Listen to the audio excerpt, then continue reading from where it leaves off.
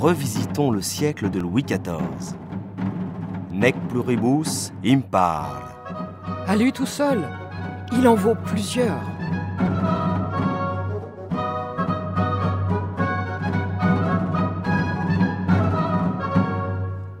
Nombre de vestiges préhistoriques attestent d'une occupation humaine ancienne de nos bords de Seine.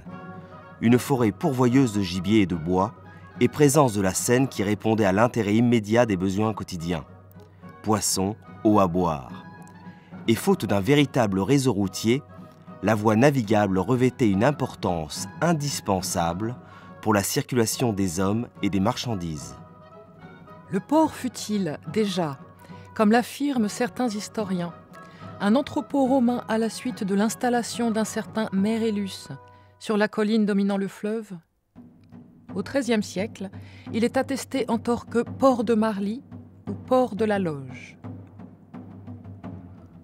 Au début du règne de Louis XIV, en 1661, le site de Marly comprend deux seigneuries, Marly-le-Chasteau, ou Châtel, et son seigneur Bossuet, auquel est rattaché le port de la Loge, et Marly-le-Bourg, comté de Jean Guitard.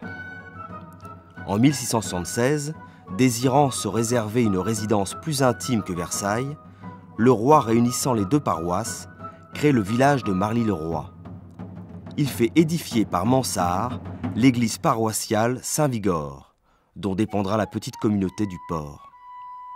Comme on le voit sur cette carte des environs de Paris, gravée en 1678 par Lapointe, Marly, adossé à la forêt, n'a pour seul débouché que son port sur la Seine. La carte que voici est celle des plans d'intendance dressés en 1785, un siècle après les événements que nous allons évoquer, où figure le territoire de Marly. En bord de Seine, le port, alors qualifié de canton de Marly. Quelques années plus tard, en février 1790, au cours du bouleversement révolutionnaire, la petite communauté du port s'autoproclamera commune indépendante, délimitée ici par la ligne de pointillés rouges. À la suite du remaniement foncier du roi en 1676, c'est le protocole du fleuve que Louis XIV bousculera. Un protocole institué depuis plus de 8 siècles. En même temps que par la volonté royale, le cours même de la Seine en sera modifié. De droit régalien, les rivières avec tout ce qui s'y trouvait enfermé et dépendait de leur lit appartenaient au pouvoir royal. C'était l'eau du roi. Les droits de l'ode et vente, et les censes et autres rentes seigneuriales sur l'île, îlots, biens-fonds, francs-bords, concessions, bâtardeaux, droits d'épave, aubaines, confiscations, atterrissement, mortemain, péage, rente, saisine, celui du bottage, droit de montage, avalage, rivage, pontonnage, de chasse, sur rive et sur eau, le droit de travers comprenant au moins 72 coutumes et taxes sur les transports et sur les nefs, et droit de pêche. Les souverains avaient souvent concédé, principalement à des communautés religieuses, des portions de rivières ou de territoires, avec les droits qui en découlaient.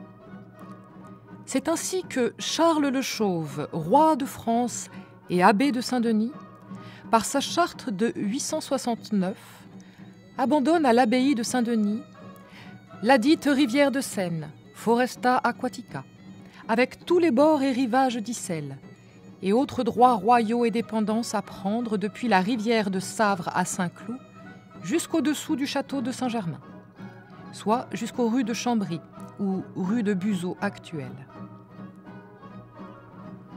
Une borne, dite Tancule, Tanneuse ou Tanneuil, le signalait encore au XVIIIe siècle. D'un côté, les armes de l'abbaye de Saint-Denis avaient inscrit « Si finit l'eau de Saint-Denis ». De l'autre, vers l'aval, sculptées et taillées, les armes du roi avec cette inscription en dessous. « Si commence l'eau du roi ». Nombreuses furent les difficultés engendrées par ces découpages et la complexité des droits royaux entre l'abbaye et ses voisins. À l'évêque de Paris, Saint-Denis doit reconnaître la jouissance de l'eau depuis la rivière Sore jusqu'au Blanc-Port. À l'abbaye étaient donc échus les bénéfices des ports de Saint-Denis, Argenteuil, Bezons, Clichy, Gennevilliers et de la Loge. Entre autres procès, citons, en 1309, cet extrait des titres de l'abbaye de Saint-Denis. Sentence du prévôt de Paris entre monsieur de Saint-Denis et dame Jeanne de Marly et Louis de Marly son fils. Sur ce que la dite dame de Marly et Louis son fils avaient arrêté et pris du Mérien et des Pieux, au port de la Loge en eau de Seine, où le dit Mérien était venu comme épave à cause des grandes glaces de l'hiver. Lesquelles épaves devaient appartenir à messieurs de Saint-Denis, en toute l'étendue de Seine, depuis le Blanc-Port jusqu'au port de Chambry. Laquelle sentence adjuge le dit Mérien et épave à monsieur de Saint-Denis et condamne la dite dame et son fils aux dépens.